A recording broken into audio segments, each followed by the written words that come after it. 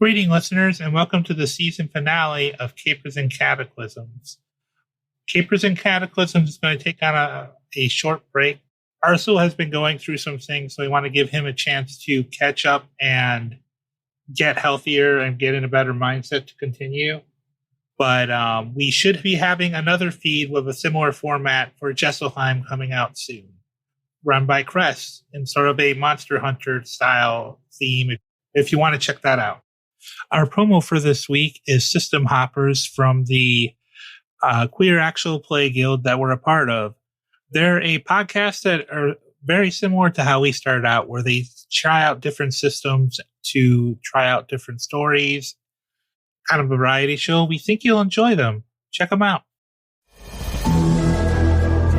Hi, I'm Mark, the host of the System Hoppers podcast. And here on the show, we can never decide what we want to play. So instead, we're constantly mixing it up. Do you like fantasy TTRPGs? We've had a group of JRPG-esque heroes taking a stand against evil forces. Maybe you're into horror. Want to find out what happens to a group of kids on Halloween night that are dared to spend the night in the creepy haunted house on the edge of town. Or maybe you just want to hear a group of friends roleplay playing professional wrestlers and fighting for the gold. Whatever we've decided to play, you know you're in for a good time. So come check us out. That's System Hoppers, available anywhere you get your podcasts. If you enjoyed our shows, you should also be checking out the network we're a part of, the Fun Installers Network, whose promo will be playing next, and then we'll be on to the show. We interrupt this program to bring you a special news bulletin. On the frontier of the internet is a new website being constructed called FuninstallersNetwork.com, where they install fun directly into your brain, where they do collaborations with other creators, such as video game reviews, podcast episodes, art galleries, and they even do little game master tips for you who like tabletop role-playing games. So make sure to go over to FuninstallersNetwork.com and tell them that this really cool radio guy sent ya. Now back to your regularly scheduled program, whatever it may be.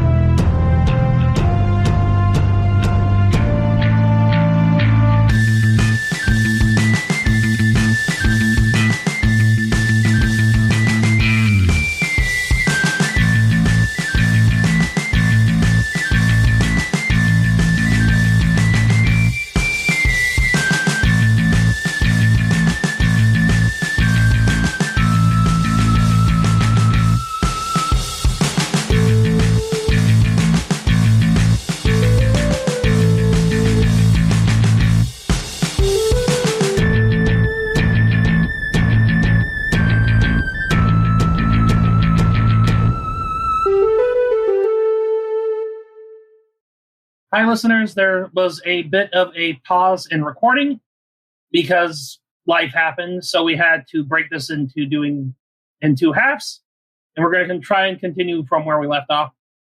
If, in my mind at least, this is just tied into the first half that we did the other time, though that I guess that would be up to the editor. Yeah, whether this is a separate thing or together. So, we have the party regathered. The guildmaster is on the ground. He's awake, but he is tired. I mean, multiple nat ones. He did not do well. I believe Michelangelo just got off a call with the guild saying he was calling for backup, but then said, never mind, was it? I think so. I can't remember if never mind was said. All right. So the owner of the establishment, Mr. Garish, apologizes for the inconvenience, of course. Tries to lay it on thick, but as is happening, the guildmaster does get up, though he does motion for someone to help him up, like one of the other adventurers, if someone would be willing. And if no one does, he just kind of uses a turned over table to get up. No, I think Cruz would head over and help them up. Thank you. Michelangelo is kind of feeling a little sheepish, so he's kind of just looking away from everyone. Yeah, there was a lot that happened. Yeah. So that's understandable. Yeah.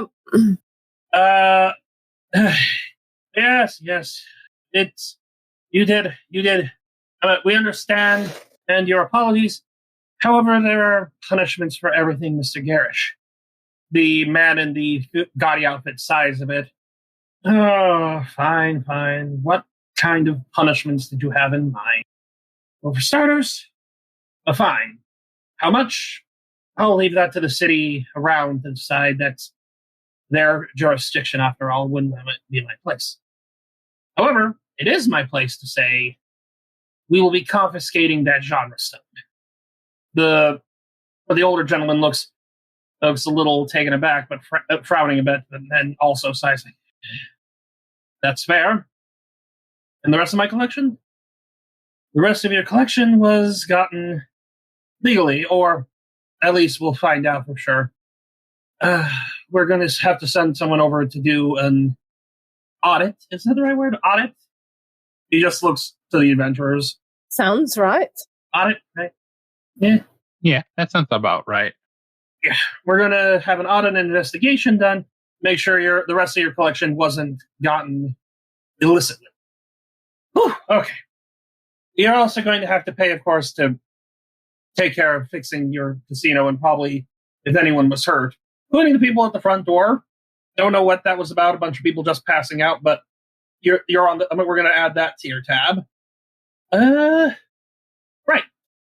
Send Mr. Black down back to the security room with the object in a secure box, and prepare us a ride back to the guild, if you wouldn't mind, Mr. Garish. Not the hyper fancy one.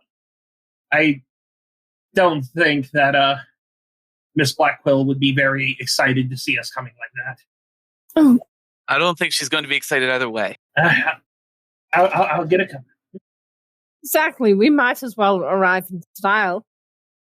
All right, send the bling wagon in for us then. Garish can't help but chuckle a bit. Fine. You all go rest. If it makes any difference, I'll send a couple little comp vouchers over to the guild. So you and anyone else that needs a bit of a break from this because of this can, and have it done for free. Unless you care to stay right now, though, as you can see, there's going to need to be some renovations done. As he says this, one of the hanging lights from the balcony behind him falls. Mr. Black is quite an efficient security officer, but he's not exactly delicate either. Such things happen. All right. Is there anything anybody else wants? I think. Go ahead. Oh yeah. What happened to the? Sorry, you go first. I think so. So wait, was this just all a security test, or? No. You see, this gentleman here, he points to the short man, I think he was a gnome. Yeah. Big Tupple. Big Tupple. The halfling. Yeah, I think he was a halfling. Oh, because halfling what? Yeah. Mm. The halfling, he points to the halfling, was indeed a security risk. But shortly after this whole disaster started, he came in himself and made a bet with me. And, me, based on my choice of abode, he indicates the rest of the casino. I do love a good gamble. I do admire you, but on the other hand, you were gambling with lives this time. Not my intention. Normally, things are a little less hectic. However, I also like my collection. The ability to change the flavor of reality at one's whim. Exactly. So I'm quite certain you have no other illegally gained genre stones, right? That is the case. He is very careful with his words here. All of the functioning genre stones are completely on the up and up. Then I'm certain there will be no problems. Excellent. In fact, with those vouchers I'm going to send you guys, like specifically you four are definitely going to get your own. That'll include use of one of our genre rooms, if you'd like, with one of the more or purified and stabilized genre stones where you actually can control what kind of changes it does to the room. I think I'd quite enjoy that. I'll make sure you definitely get one of those vouchers then. Thank you. Cruz immediately turns and looks in surprise at that. Malvaya just smiles at Cruz. You get the feeling you're going to be dragged into something. Oh, that's in character, Cruz. Quick question: What happened to this Swamp King guy? He's unconscious, Yeah, he's still laying there. He's still laying right nearby, unconscious. battered and bruised. Yeah, he's a crick elf, like the character you played a couple mysteries ago, Sean. Was it crick elf? Yeah, wait, but it was a crick elf. Now, I think Cruz is going to go down, look at them, and examine them now that the chaos is down. Since he's now kind of curious, he recognizes them as a crick elf. Yeah. But now he's wondering if he's one of the crick elves from around Corpulence or he's from somewhere else. Because as far as he knows, most around Corpulence, it does have a crick elf population like that character and another character that's shown up a few times, Bailey Everclear. It's possible, but it's hard to tell. He looks like he's kind of more down and outish. He kind of looks like he hasn't been well off. He does have a thing now that he's not transformed anymore. He does have a little patch on the shoulder of his jacket, which looks a little nicer than the rest of his attire, and it's the emblem of a courier company. So, yeah, it is possible that he was the one that had been carrying the stone without realizing it at first. Oh, okay, that makes sense. I think Cruz, he sets them up against a thing so they're not lying flat on the ground, and then I think he writes down the name of the courier company. And he looks back at, sorry, Phoenix, it's been so long. What's your character's name? Malvaya. I think he looks back at Valvira and goes, "Hey, Valvira, maybe it will be worth looking into this company works for. I think might be some more people from back home showing up around here."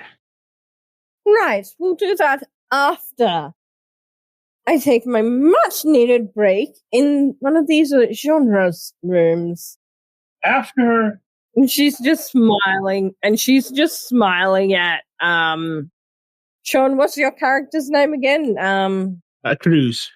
She's just smiling at Cruz like, he's not escaping at all. He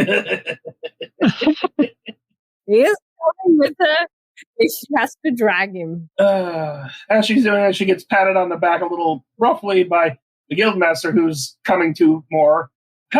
Yeah, but first we gotta head back to the guild to do all the paperwork for this incident. Please don't make me go back by myself. Blackwell scares me. She scares pretty much everybody in the guild. Yes, that is her job.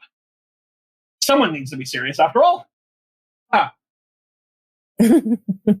Yeah, I think the only person that she doesn't scare scares everyone else, because the dolls. He has like a blank. He just had like a 1,000-yard stare. Thinking about the most destructive team on the toy team. The toy team, the most destructive team in all of Capers and Cataclysms. No, they destroy a lot. He's like, oh, no. Why did we give the bear a sniper rifle? Because we didn't know what he could do with one when he asked. Any other questions? Michelangelo, still looking away, says, "I'd rather just go home." And he kind of looks a little down about everything. Right, of course. Garish? Garish had pulled a stone out of his coat pocket and had been whispering to it. Looks back over. The bling wagon is pulled around by the security office. He points towards the door you all originally came into the casino from the first time. Just right that way. Mr. Black will be down in a minute with the genre stone. And if you excuse me, I now have to go do orientation for Mr. McTuple here as our new pitmaster. He starts walking away with the halfling following him with a little wave. Never gamble a job position.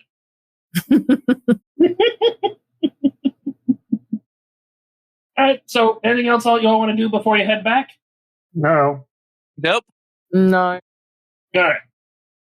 You all gather with the bling wagon, and a minute later, as you're getting into the car, Mr. Black shows up. He has a black eye, and his clothes are kind of scuffed, still kind of shorter than everyone else. Almost dwarfish, but not quite. He's a very stout man. You know? Yeah. Yeah.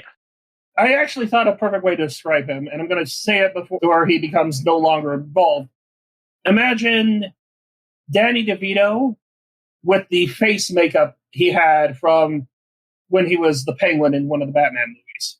Not the hands. He doesn't have flippers. He still has normal hands, but that kind of weird stretched face. Yeah. Yeah. That's Mr. Black. Y'all gather back up in the bling wagon. It's been restocked, so if you want to steal more alcohol, you can. I mean, it's not like Mr. Garish is going to have any room to complain. The Guildmaster, Sir Pryerwald, is holding on to the box for us as you head off back to the guild. The bling wagon gets going, and you ride mostly in silence. Their little conversation on the way back. The Guildmaster holding an ice pack to his head where a welt had started to form where the tree branch hit him in the face. Oh, I can actually cure wounds that for him. He is very thankful for that. I have some level 2 slots left over.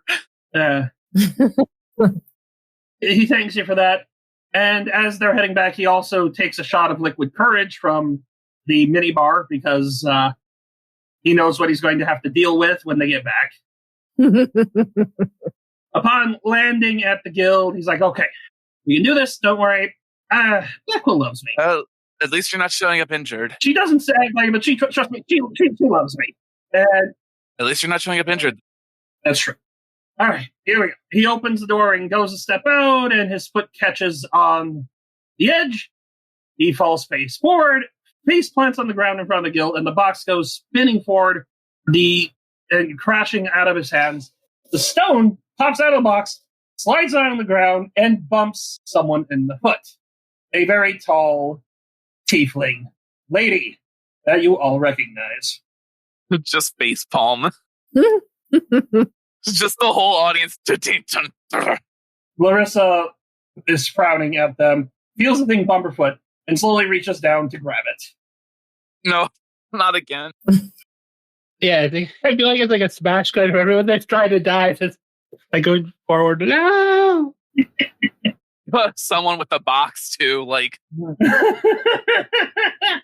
Actually, wait. Actually, I got an idea. I have a really funny idea. But you can try. I'm gonna say you're a bit too far, but. Oh no! I think as Cruz sees this, he's not going to grab the stone, but he is going to web it up. He's going to try to shoot a web to just wrap it up like the web shot from Marvel vs. Capcom, just so that she can pick it up without actually touching it. As you all go to do these, and as everyone goes to try and either stop her or grab it, she does get it, and there is a bit of a wave vibe throughout the air, and in a flash, the ground is checkered pattern and very colorful. There's a bit of a beat in the background, and Valera, who was once in a very business-like suit, was now in bell-bottom pants, a very flashy shirt, and her hair, which had been tied back and controlled, was now afro. As she holds the gem up in front of her. She looks up at all of you, who surprisingly, none of you felt the urge to change. Like, you felt the thing hit you, but it didn't change you. She stares at you for a second, sighs, groovy, turns and walks inside, the disco dance floor following her as the area of effect follows her as well. And that is where... What? I don't think I can unsee that. Quite interesting. And with that, we're going to call this a game. well done, everybody. You retrieved a genre stone, and I mean, you kind of solved the problem. It kind of solved the problem. I would like it to be noted, Michelangelo did not leave the carriage until after she went inside, so he missed all that because he saw the and you would have heard the music. He was like, "What the hell was that?" He would have heard the music at least. Yeah, but again, And then like everybody with 1,000-yard stares. He was like, "What the fuck?" And that's where we're going to call it. okay. The Electrum Dragon has been concluded. Well done, everybody. I apologize for the clunkiness and the slow re-ups of this. Okay. I will try and be better in the future. If anyone wants to do a game in the future, we'll see. It's okay. We're fine. Any closing thoughts before we... No. Just good work as always. All right. No, I thought it was a good one shot. All right. Yeah. All right. It was a good one shot. Thank you. Yeah. Anyone want to plug anything before we call it? Or just call it? I'm fine with just calling it. Yeah. All right. Thank you, everybody, for listening. And this has been another Capers and Cataclysms come to a conclusion. Thanks for listening. Bye. Bye. Right. Bye. Bye.